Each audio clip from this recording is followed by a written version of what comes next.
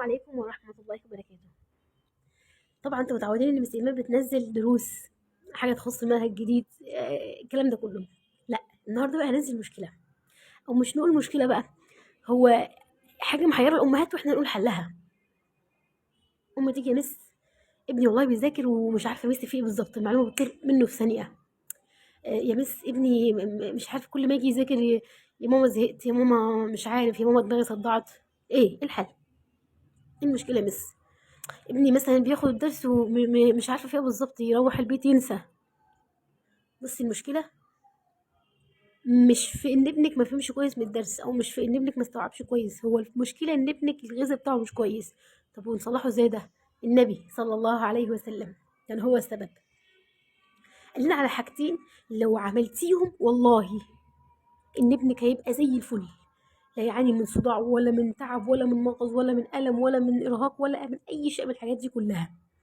كل ما عليك 3 4 بلحات، 3 5 7، تمام، خلينا في الأعداد الفردية السنة، تمام، وكوباية لبن كل يوم، واروح ماسكة كوباية اللبن بتاعتي والبلح، واروح جاية عاملة ايه، جايبة البلح بتاعي. الناس بتقول لي هعملها ازاي؟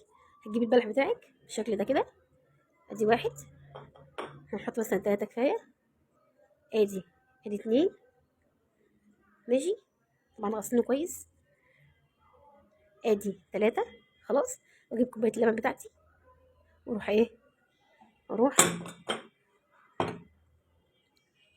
كباها في الكاس بتاعي بالشكل ده كده، خلاص، واجيب معلقتي، ادي المعلقة، واروح ايه، مقلبها، اقلب واسيبها بقى اللبن يكون سخن جدا، واروح منزله عليه اللبن السخن على البلح، تمام، عشان اللبن ايه، يمتص من الايه البلح كل الايه الغذاء اللي فيه، ويشبعوا بعضيهم، وايه والبتاع ايه الاكل، يعني الوصفه تبقى زي الفل معاك.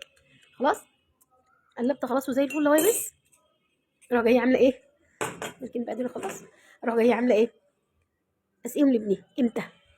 ابنك هيشرب ده يا اما بعد بعد ما يجي من المدرسه، بعد المذاكره مثلا، قبل المذاكره قصدي، قبل المذاكره، بعد المذاكره، الصبح ورايح المدرسه، اي وقت ما، بس اهم حاجه ان الكوبايه دي توصل لابن حضرتك.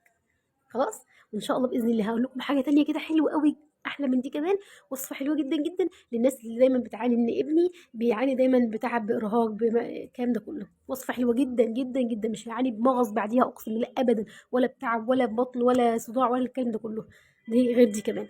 خلاص، ان شاء الله دعمونا بلايكاتكم، اشتراكاتكم في القناه، خلاص، واستنونا ان شاء الله في كل جديد. السلام عليكم.